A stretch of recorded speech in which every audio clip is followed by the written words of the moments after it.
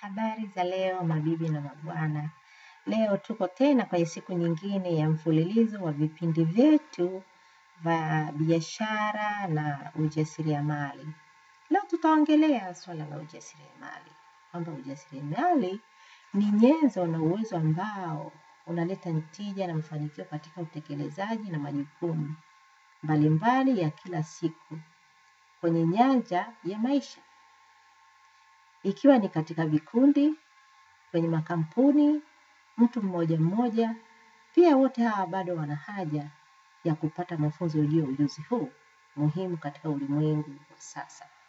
Kwani kumekuwa na mambo mengi kutokana na mabadiliko nchi, kutokana na kubadilika kwa tabia ya mtumiaji wa soko, kutokana na mahitaji ya vitu mbalimbali vimekuwa vikitengenezwa bila kukidhi mahitaji ya mtumiaji.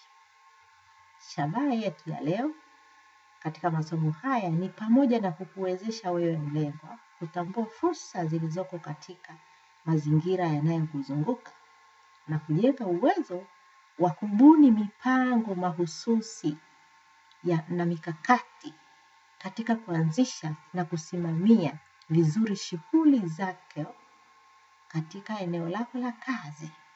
Sasa basi walengwa wetu kwa siku ya leo ni wewe mfanyabiashara ambaye umekwisha anzisha biashara siku nyingi, na ni wewe mfanyabiashara mtarajiwa, yule ambaye una wazo la kufanya biashara na unategemea siku za mbeleni kuanzisha biashara. Wewe ndiwe mlengwa wetu kwa siku ya leo. Karibu uwe nasi kusikiliza, na baadaye kama